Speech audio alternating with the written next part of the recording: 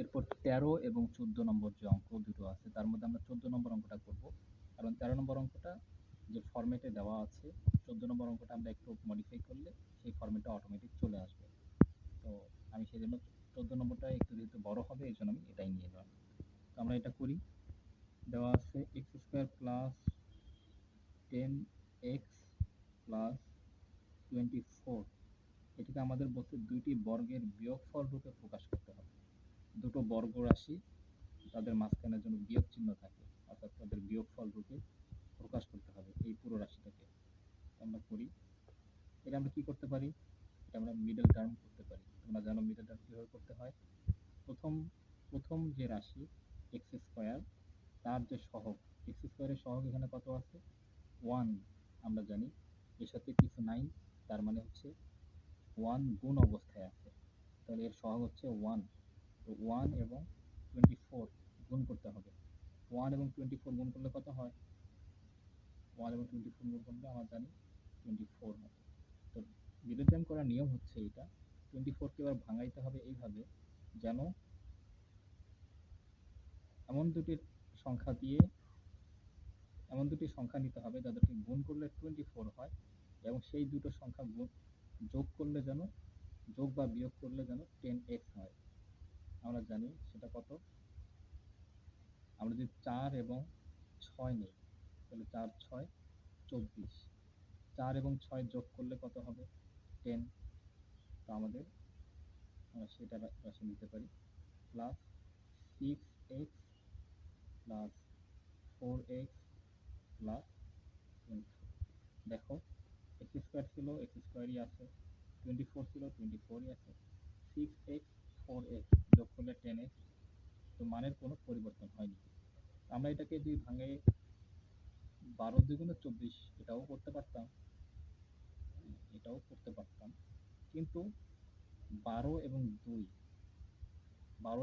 আমরা বিয়োগ করতে হতো তখন 10 আনার জন্য, মাঝখানের যে 10 এটা আনতে গেলে আমাকে 12 এবং 2 বিয়োগ করতে হবে, কিন্তু সবগুলোই প্লাস আছে, তো একটা আবার মাইনাস হলে তখন রাশিগুলো ভিন্ন হয়ে যাবে, এই জন্য আমরা সেটাতে যাইনি।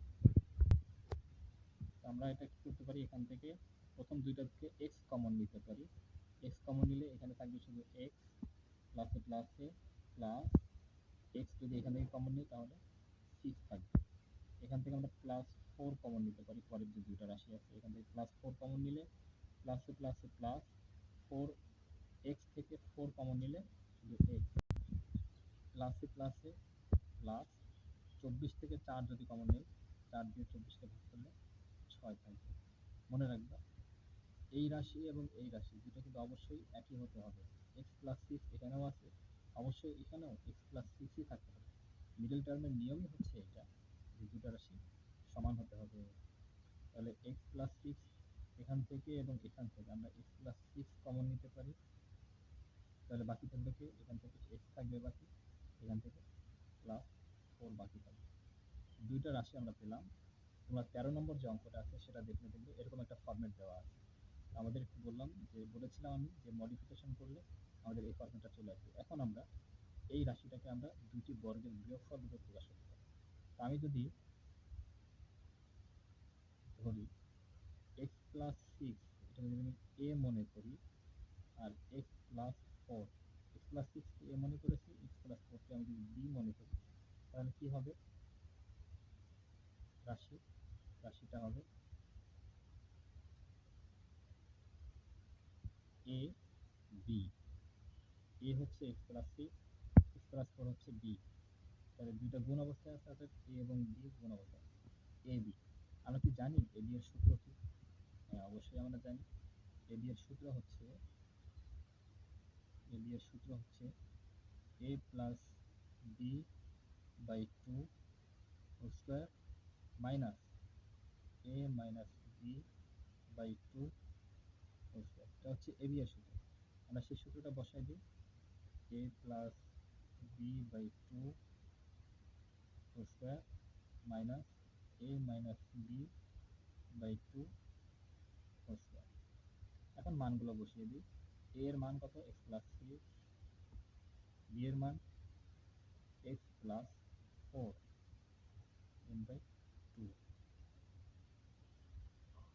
হচ্ছে a এর মান, এটা হচ্ছে b এর মান, পুরোটার উপর স্কয়ার আছে। মাইনাস মাইনাস a এর মান হচ্ছে x প্লাস 6 মাইনাস b এর মান হচ্ছে x প্লাস 4, আর নিচে আছে 2 আর পুরোটার উপর স্কয়ার। আমরা এখান থেকে ব্র্যাকেট থেকে সব বের করে নিই, x plus 6 plus plus x plus 4 divided by 2 square minus, এটা ব্র্যাকেট থেকে বের করলে x প্লাস 6, কারণ ব্র্যাকেটের সামনে প্লাস চিহ্ন আছে, প্লাস চিহ্ন দিয়ে যা আছে ভিতরে তাই থাকবে, x প্লাস 6 মাইনাস দিয়ে x প্লাস 4 কে যদি আমি গুণ করি চিহ্নগুলো পরিবর্তন হয়ে যাবে, মাইনাসে প্লাসে মাইনাস x, মাইনাসে প্লাসে মাইনাস 4 ডিভাইডেড বাই 2 স্কয়ার। এখানে হবে x আর x দুটা যোগ অবস্থায় আছে, তাহলে 2x প্লাস 6 প্লাস 4, এটা হবে কত, plus 10 divided by 2 square minus plus x minus x, তো এক্স থেকে এক্স মাইনাস হবে, তাহলে বিপরীত চিহ্ন দিয়ে তাহলে 0, প্লাস 6 মাইনাস 4, তাহলে হবে বিপরীত চিহ্ন কারণে 2 হবে, বিয়োগ করলে 6 থেকে 4 বিয়োগ করলে 2, আর হচ্ছে চিহ্ন হবে বড়টার, বড় হচ্ছে 6, 6 এর চিহ্ন হচ্ছে যোগ, তাহলে সেটা এখানে থাকবে যোগের 2 স্কয়ার।